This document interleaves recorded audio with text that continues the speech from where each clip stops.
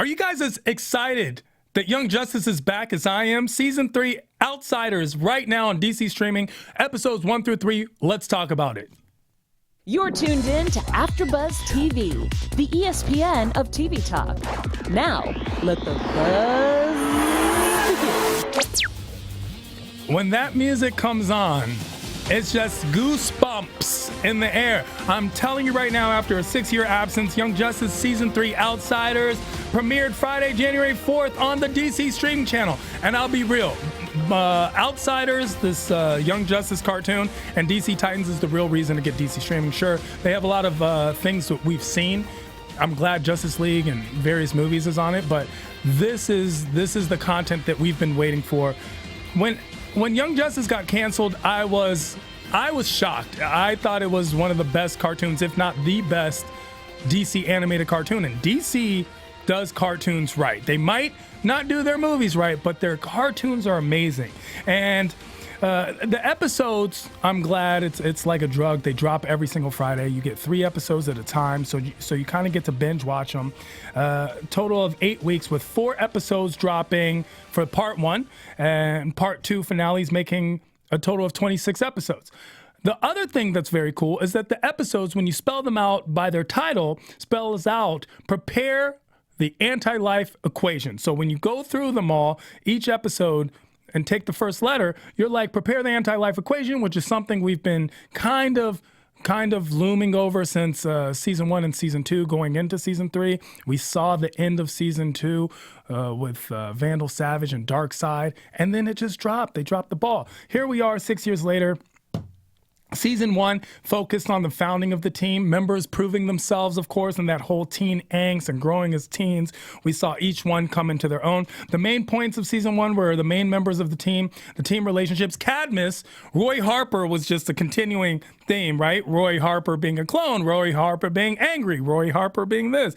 The light came to play, and the big ending being the Justice League members who were mind-controlled and missing for about 16 hours. And we later see the trial in season 2, and it seems that they've done some horrible things in space. Following the story, it's something like 5 years later, focuses on Roy Harper again, metahumans, which at that time, it's the mutants of the DC universe, right? The light comes back, the Reach, which are the aliens coming into play, and the Beetles, the Black Beetle, the Green Beetle, the Blue Beetle, every beetle known to man is coming to play. And the Aqualad double agent story, that was very cool. It definitely shocked me. It fooled, at least most of us got fooled by it. Here, Aqualad plays the villain, even kills Artemis, which is just horrible. And Nightwing thinks it's best not to tell anyone. And it backfires, but they still come back. And of course, the fact that Kid Flash, Wally West, dies, breaking Artemis and all of our hearts with the big reveal with the whole War World Darkseid and saying business as usual. Now, we are finally back. We are going to discuss each and every episode individually. So we'll go through each one and do a quick breakdown throughout this after show. We usually do one show per episode, but because these are episodes are given to us in 3s, we're going to basically take them in 3s, but each one episode deserves its own time. We're not going to focus on it as an overall situation. So let's talk episode 1. Episode 1 was the exciting, we're back. It was just the adrenaline of being back. Princess All. We're going to discuss Justice League breakup, Black Lightning, the original crew, and Marcovia and the royal family, because Marcovia plays a huge part in what comes to be this episode 1 and through season 3.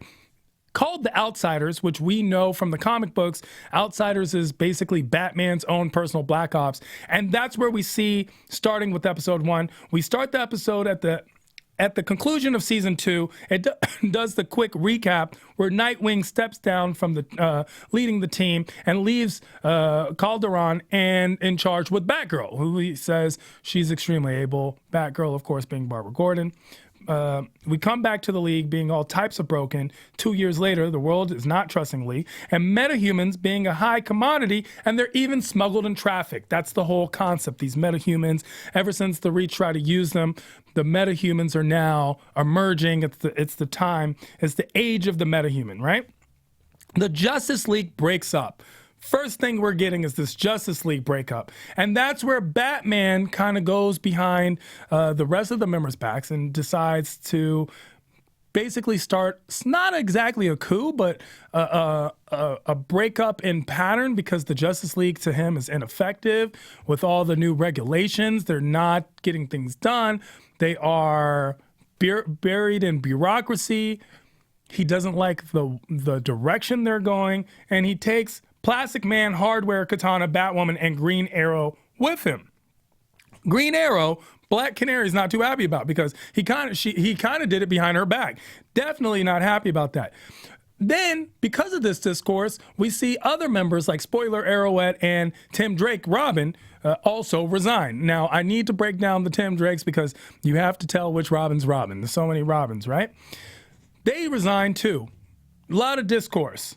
Black Lightning resigns as well, but not because he was part of the whole situation with Batman, but because of that incident on Rand where he used his powers and he basically kills the metahuman who turned out to be a 14-year-old girl. I was very shocked with the whole situation. As I said, overall, the adrenaline of the Young Justice being back was what made me and compelled me to love this episode. Young Justice is a mature themed, it's fun themed, it tells a lot of story. I think it's possibly top 3 best DC property out there. The Black Lightning thing that made me surprised was the concept of Black Lightning goes into a battle on Rand, uses his powers, and unfortunately kills a meta who turns out to be a 14-year-old girl, which links back to Marcovia, which we're going to discuss later in this breakdown. But he's shocked that his powers killed someone. Now, I understand that he was using restraint, but I'm sure as Black Lightning and in war, he's possibly hurt, harmed, or possibly even killed someone before. The shock of it being a 14-year-old young girl, I understand why that would be disheartening, but not so much so that you would want to resign your post, not so much so that your powers stop working. It seems as if there's a form of PTSD that's coming to play. Another part of the breakdown, because us Young Justice, we also see there's always a bunch of storylines that happen simultaneously, which is what makes this show. It's like, yeah, it's a cartoon, but no, it's not just a cartoon. This is a complicated.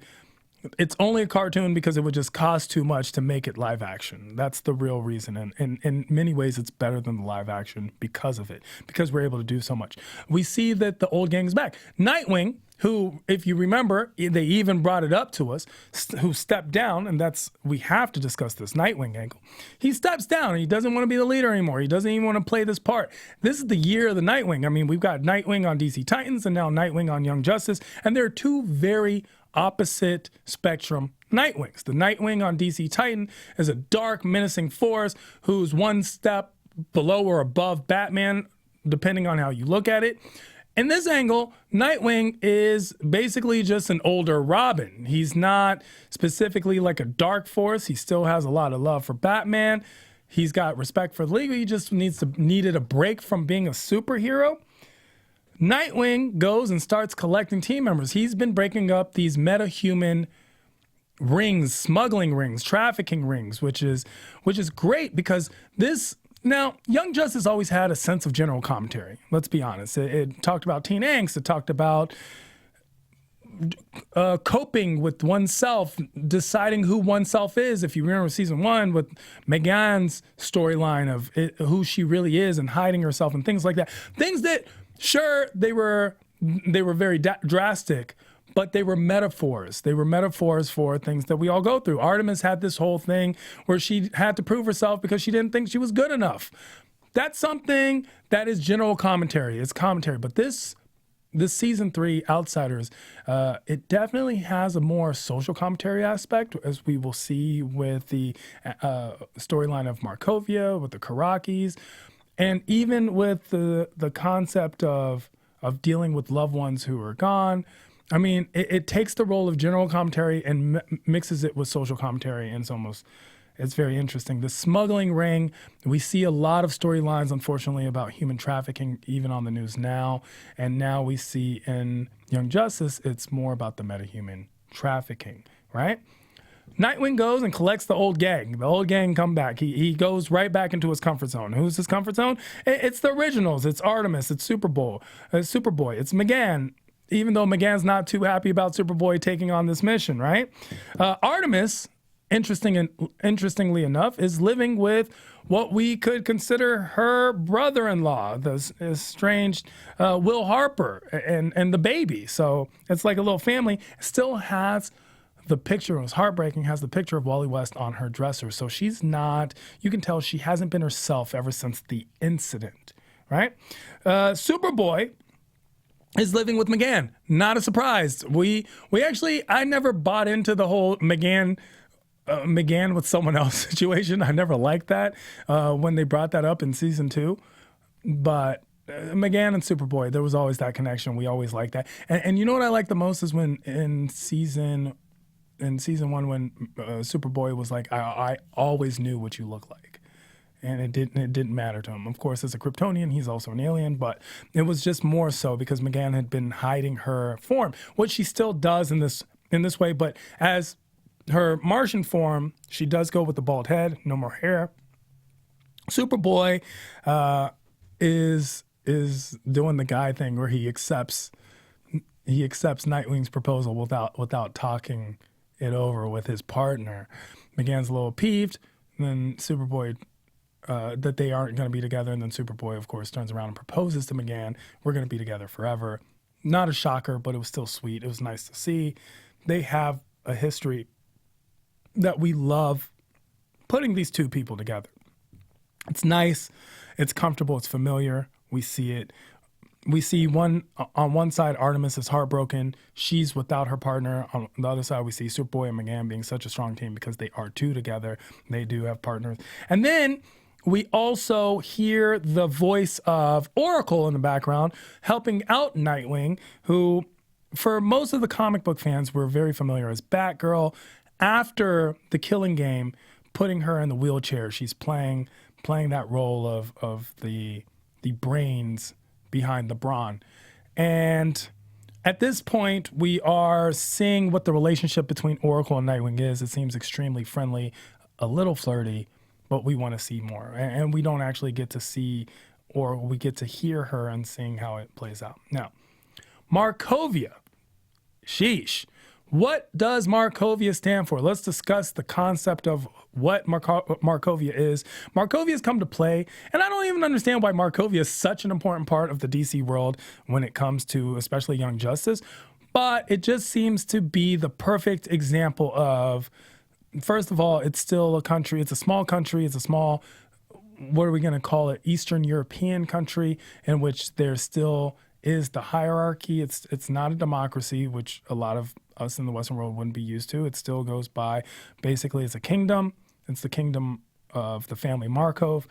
And it is also the centerpiece for some metahuman trafficking.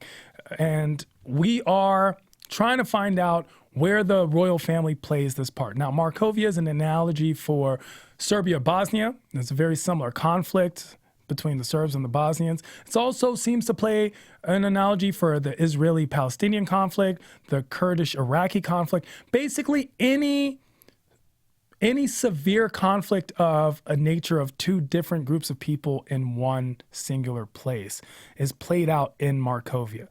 Here's my thinking. Karak is a different country.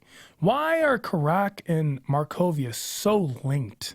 They're not even geographically very close to one another. The Karak in the DC universe is basically on top of where Yemen or Oman would be in the Persian Gulf, right there next to Saudi Arabia and close in proximity to Dubai, right?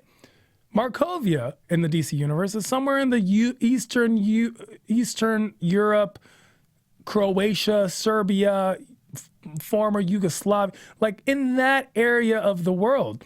I don't really know the specific relationship between the two, in which the Marcovians have such a strained relationship with the Karakis, but it leads for that. Also, why is Marcovia, I understand because it's a kingdom, it seems like you would be able to get away with more. It's also a smaller kingdom.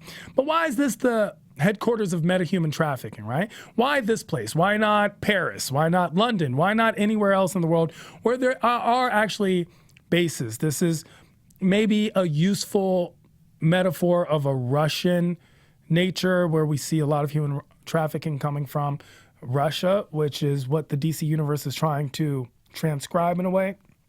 Now, at the head of this metahuman trafficking, we clearly see Dr. X. Dr. X is the doctor with the glasses and the nice British accent who seems to be extremely shady, is the responsible for the sister, for Otto's sister, the 14-year-old lava metahuman who Black Lightning uses his powers on, her death, telling Otto, her brother, that, oh, his sister died, and then you see that she's still alive, calling out Otto's name, and is taken and exposed to a terraform that exposes the metahuman gene and makes it come to life. In these chambers, we see those chambers. There's like a Marcovian children's hospital, and all these kids are taken in for testing under the guise of help, and then they're claimed to be dead, quote unquote, and then taken to these chambers, and their metahuman genes are exposed and then exhilarated, and then they are expecting to be able to utilize their powers. We see Dr. X beneath that, but he's not the head. We know that because he's constantly basically speaking of whoever he's taking orders from. He's not running this on his own. He is a pawn in a much larger game. Now, with Marcovia also comes another doctor, Dr. Jace. Dr. Jace is this female doctor who plays this part, and when I say the female doctor who plays the part, she seems to be the good in contrast to Dr. X's bad. She seems to not really know what's going on. She's the royal family's personal doctor, and she seems to be not aware of everything, but that's yet to be seen. Let's examine the Marcovia royal family.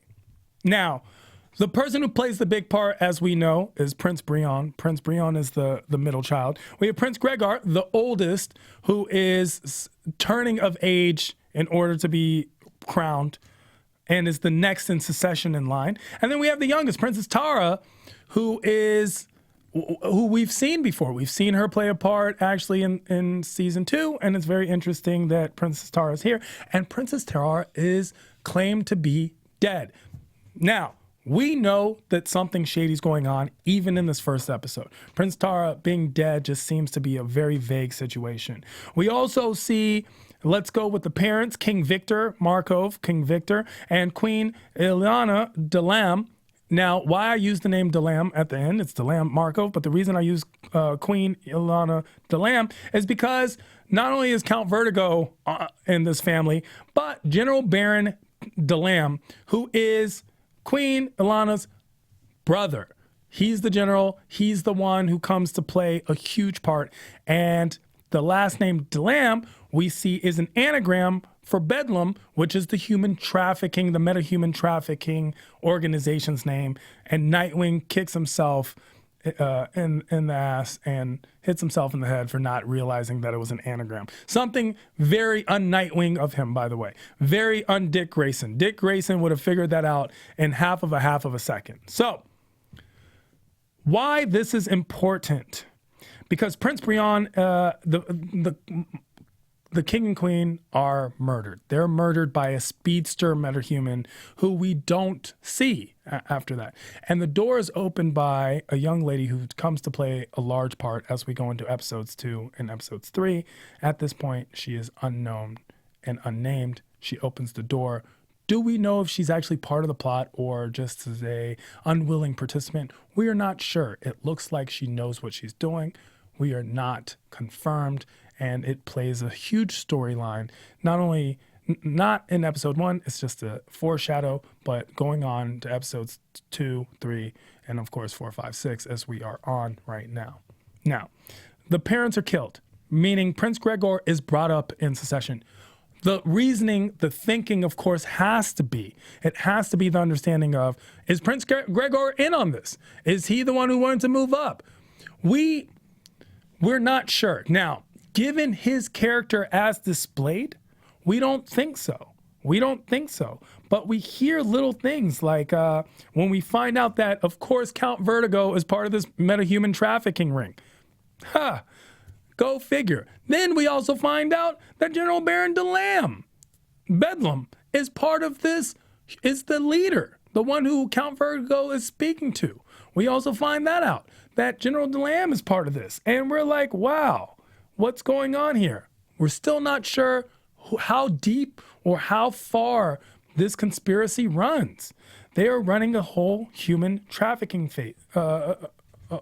human trafficking ring behind Marcovia's back. We don't know who's in on it. We don't know who's not in on it. The only person that we are very sure isn't in on it, and it's because of their willingness to put themselves in harm's way, is Prince Brion, who takes the self-initiative of saying, do we have the metahuman gene? To which Dr. Jace replies, yes, and says, well, I want to activate mine so that I can go out and basically find my sister or find what happened to her. Now, let's go. I'd love to hear what you guys have to think about this. The first episode with Princess All, episode 1, season 3. I'd love to hear what you guys think of the Justice League breakup. The breakup. Did you think what Batman did was shady? I think it was a very Batman thing of him to do. Do you think that Black Lightning should be this dismayed over what happened? I think he should be upset, but not to the point where he's lost his powers. Do you think that Nightwing, who retired, is really retired? Is the human trafficking, the metahuman trafficking, the only thing that brings him back, or is it because Nightwing, it's in him to be Nightwing? And of course, Marcovia and the royal family, what are your thoughts on who's guilty and who's not? Let's discuss some episode 2, shall we? Royal We. Going into the R of the prepare the anti-life equation concept. As we talk about Royal We, we're going to discuss Beast Boy being a superstar, the official announcement of the resignation in front of the whole world. We're going to discuss Nightwing's Marcovia mission, the Karaki metahuman, who we, as discussed in the first episode, the Karaki who opened the door, Prince Brion, Dr. Jace, and Dr. X, the Bedlam Ring, we finally hear that name, and Vertigo, Count Vertigo, being in charge, or is he? Let's start off episode 2, Royal We, with Beast Boy being a superstar. Beast Boy has a TV show, and it added something of it was fun, it was funny. Think about it, Beast Boy's the superstar, fits his personality. Very fun show, something we got to get a glimpse of. How does it play out? Why did he leave and start a show? Is he still part of the team? We still have a lot of unanswered questions regarding it. They don't go into a lot of detail, but we do know that it's a space fantasy show that he plays a part. And also, at least we know he doesn't need any stuntmen. It's Beast Boy, right? It's Gar being Gar. The official announcement of the resignation at the UN. We got a taste of the UN General Secretary being Lex Luthor, but now we see him in full force. And it's interesting. Lex Luthor has been everything. This guy's had the most illustrious criminal career of all time. He's been president. He's the United Nations General Secretary. He's a villain. He's everything. Lex Luthor is definitely one of DC's top villains. I don't think that should ever be any dispute. There is a toss-up for me personally between the Joker and Lex Luthor. I don't think anyone else, and even the powerful ones, even though we're going to see a lot of Vandal Savage, even though we're going to see a lot of Darkseid as promised in the season, I'm personally thinking that it's between Lex Luthor and the Joker. And I'll tell you why I like these guys. First of all, Lex Luthor, biggest superpower, he's rich. He's rich. I always love that superpower. Number 2, he's brilliant. He is a brilliant mind. Number 3, he does not have a superpower to rely on. He doesn't have laser eye beams that shoot out or immortality. He doesn't have any of these things. All he has is his guts and his wits and his brains and his money and his Lex Luthor-ness and his conniving, manipulative intelligence that he uses for all the wrong things. Or does he? And of course, the Joker is the Joker. If anyone ever says the Joker is not one of the baddest, they are one of the worst people on the planet. When the official announcement is made of the breakup of the Justice League in the United Nations, Lex Luthor is basically, well, we should basically disband the Justice League. We see that there's this turn in the politics and the political mindset of what the Justice League represents. The Justice League is supposed to represent goodness. It's supposed to be helpful. It's supposed to do and be all and more than humans can do and be. And yet we see that the world now mistrusts them. A lot of it has to do with season 2. A lot of it has to do with just plain old fear. And the rest of it, I think, would have to do with jealousy. The 2 people that stand up for the Justice League, of course, the Themysciran ambassador Troya and Atlantean ambassador Garth. Garth is in the picture, and Garth is, you know, this. You guys are what's wrong with the Justice League. The Justice League is great. We're creating all these rules and regulations to hinder them. By the way, very similar to a storyline, of course, that we saw in the Accords in Avengers. We cannot not notice the comparisons between the 2. Now, when we have the United Nations breakout, all of a sudden other ambassadors jump in and start talking about it, and they start adding in their 2 cents. With this being a very strong foreshadow, Marcovia says, we will not tolerate vigilantes. That's what they're calling the Justice League. Vigilantes. Ineffective vigilantes. Very Watchmen, if you ask me. And I really like that angle, how the realism seeps in to the fantasy. Because there was a time where all we saw in superheroes were things that were fantastical, things that we wouldn't actually believe. Now, this new sense of realism, which is very modern, very, very millennial, the concept of realism introduced in comic books.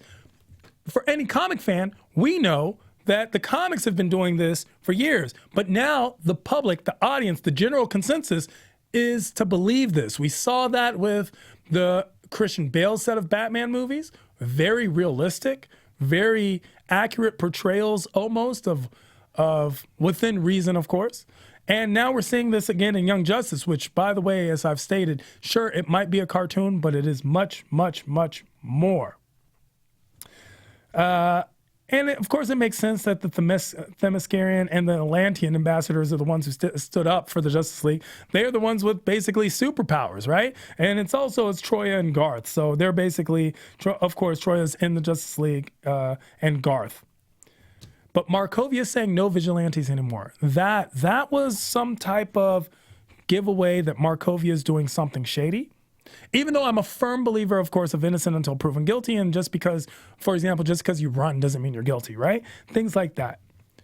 Nightwing says, yeah, they're like, watch the news. Nightwing goes, we're going on this Marcovia mission. That's a very Nightwing thing to do. What else is Nightwing supposed to do? And Nightwing recruits Artemis, Superboy, and Black Lightning, knowing that Black Lightning doesn't have powers but has technological knowledge. It's great. Nightwing goes on this Marcovia mission, infiltrates Marcovia under false pretenses, goes in, gets into the children's hospital in a Nightwing way to do it, goes through with the mission. Artemis is sent out to basically on a separate recon mission and runs in, and Superboy, as we see, Superboy and Black Lightning are in there. Superboy gets captured. Superboy being captured by Otto, the lava creature. Superboy wasn't up to par, if you ask me. I feel Superboy's powers should have made him a little more immune. He's trained in fighting. He should have done better. He should have gone better. He could have jumped. I know he doesn't fly fully, but he does have that jumping capability. Do I think it was need be that he gets captured? Probably not, but he does.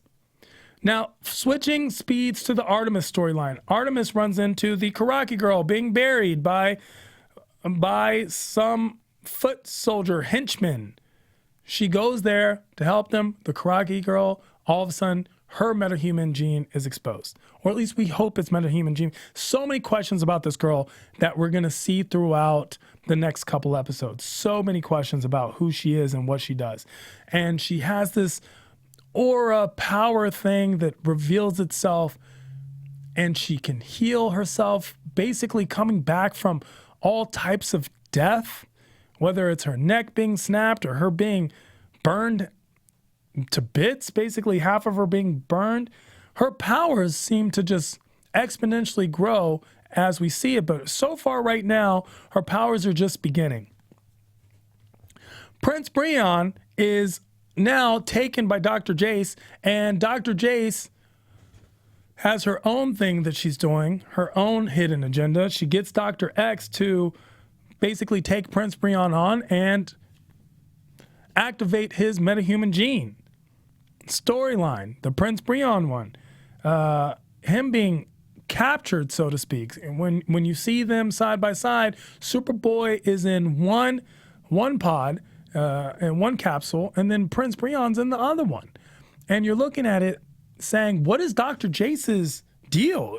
Is she part of the bad people? She's coming off very evil in her actions right now, and yet you're compelled to like her. She has this inordinate sweetness, but is this basically my own personal prejudice to think that the pretty cartoon woman with the sweet voice is a good person, while the diabolical English British accent is evil? I don't know. It's just playing, and her actions are kind of matching up with this. We're yet to find out. Count Vertigo comes in and is basically asking Dr. X, hey, what's going on here? Dr. X says, well, I was told, I was ordered. So that's when you know, again, reconfirming that Dr. X is not at the top of the food chain. He's at the bottom, somewhere at the middle at the most. Count Vertigo, you're like, that's the guy. That's the guy that's in charge. It's got to be Count Vertigo. We already know him. He's a bad guy. We hate Count Vertigo. He's part of the light. He's shady. He's done horrible things. We can't trust that guy. And then we see the end. Vertigo calls someone and says, Your Highness, the operation may have been compromised. Dun, dun, dun. Why is that such a throw? Because now we're thinking, is Prince Gregor in it? Because Prince Gregor is the one who's being crowned. He's the one, and it would kind of make sense. It would make sense to have, for someone who's trying to grab power, to have parents killed, move up to you're the top of the food chain, you're the king, and that's who the phone call's made to. And also, who do we call Your Highness? Whoever your sovereign is, right? We're thinking it's got to be Prince / almost King Gregor. That's the implication there. Who else would Count Vertigo bow down to? Who else would Count Vertigo allow to take the lead in such a thing? One tidbit that I think I definitely didn't go unnoticed, but I don't think enough people talked about, is the fact that they had a boom tube and other tech, which shows that they are still part of the light, I would say. And the reason I say they're still part of the light 100% is because they had that new Genesis technology. The new Genesis technology plays a huge part. Here you are with boom tubes and all this stuff and ways out and plan Bs, and who else does that? It's the light. So is this part of a bigger picture? So many questions, so much reason to keep watching, right? You're thinking, oh, things will be answered in episode 3. Episode 3, imminent threat. Let's talk about it. Beast Boy's PSA, back to Marcovia, Nightwing's mission still unfinished, Nightwing going back to saving Superboy, Artemis and the Karaki girl, the unknown Karaki girl, and Breon and his powers. Basically, everyone has powers. Let's start with Breon and his powers and how everyone just has powers. Breon's power is activated, and we see this as he basically melts into the ground in a very in almost the way, if you remember from Watchmen, Dr. Manhattan didn't have control of his powers in the beginning and then forms. We see Brion just like melt into the ground, right? Because he's got this terraform lava-ish power, which made me actually think, and I'm sure a lot of people at home thought about the fact that maybe the capsules basically just unlock this lava power that everyone has, because it was very confusing that Otto, his sister, and now we see Brion get these lava powers, right? It was a very confusing situation, back to back to back with the lava. And the reason I say everyone has powers is because we've realized that Dr. X is this multiple man guy. There's multiples of Dr. X. He's a metahuman. And more importantly, we find out that Delam, Baron Delam, is also a metahuman. He's got this rock hard exterior body super strength thing that he does. And we find this out when Brion goes back to save his brother and expose Delam, and he has powers, and Delam defends himself basically on camera, because Delam at this point has basically tried to expose and exploit Brion by saying that Brion is a traitor and Brion has metahuman powers and he must be behind all the metahuman trafficking, and tries to basically use Brion as a scapegoat. And we see also that Bedlam was using these mind control discs. That's how they were controlling Otto. That's seemingly how they were controlling the sister and possibly any of the other metahumans and the kids that they have going for them on the team. I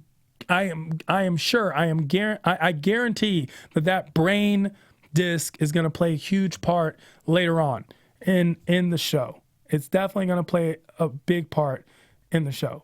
Bedlam or Delam tries to stage that coup at the coronation, where he's basically the regent to the king, and he's already gotten all this power, and now he's like, King Gregor, who, I'm still in control of all the soldiers, and he realizes that he's not. And that's the Marcovia concept. But none of that would be possible without Nightwing's mission. Nightwing decides to go back to save Superboy, of course. Nightwing thing to do. We see Artemis come, and the Karaki girl, still unknown, still unnamed, come. We see this battle on the beach. This battle on the beach is actually a huge battle in which we see the Karaki girl die again. And we're like, wow, how much power does she have? How much power does this girl have? What does she do? She's playing a huge part. Something I think is interesting to note is how her hijab, got shot off, and clearly it plays a part. We see the head wrap get shot off. I'm sure a lot of people had something to say about that. I wonder if that made the round of the I'm offended tour. It did make me notice. I didn't feel offended, of course. Personally, I didn't feel offended, but I did take note of the exposure of the hair and with the wrapping and everything. I have to say, she has become one of the most extreme and interesting parts of the show. We also see Brion's anger, right? He's just always angry. Everything he does is out of anger. It plays a huge part. It plays part even in his power. His power is a manifestation of his anger. And we see that Otto, the lava man, the plasma man, when they take the brain control off, Otto starts helping them. He starts helping them because, the X and Vertigo and everyone's fighting them. Otto starts helping them. And then a villager comes out and with a gun and shoots Otto and kills him. And even though the Karaki girl is able to heal, she's unable to heal him. There's no life left in him, which means that now we have 2 dead kids. And it brings Black Lightning a bit of PTSD. Black Lightning has been going through a lot. He got hit with a rock on his back. I mean, he's just been going through a lot these episodes.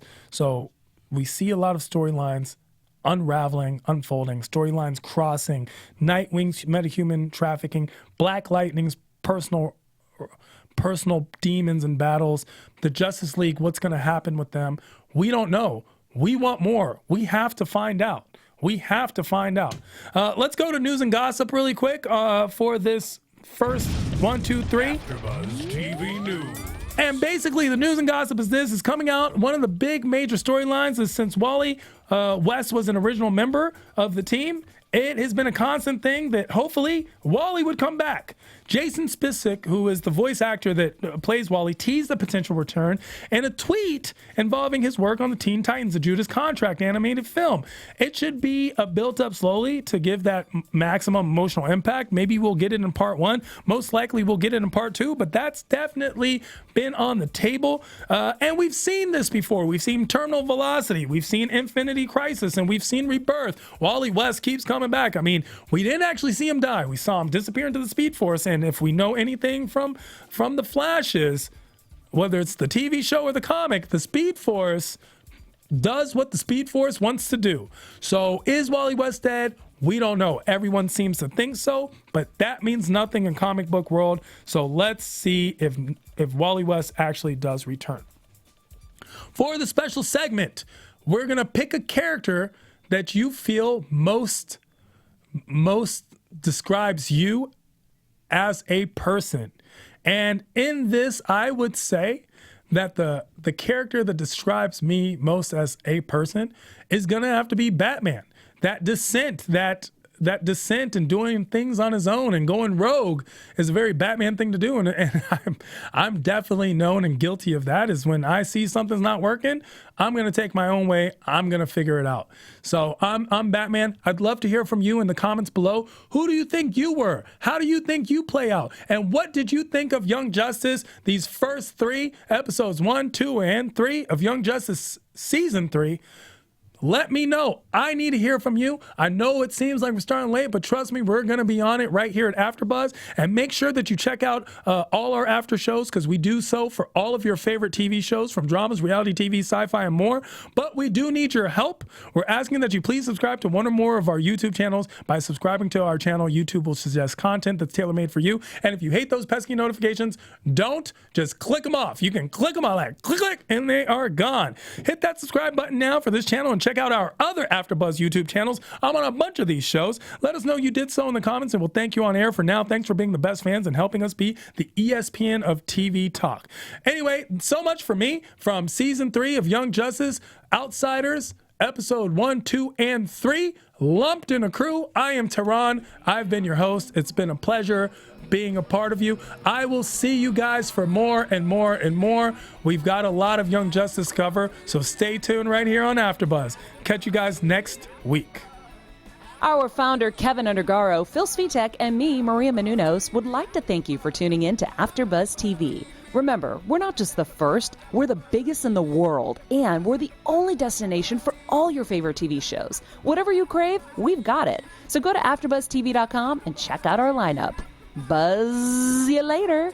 The views expressed herein are those of the hosts only and do not necessarily reflect the views of AfterBuzz TV or its owners or principals.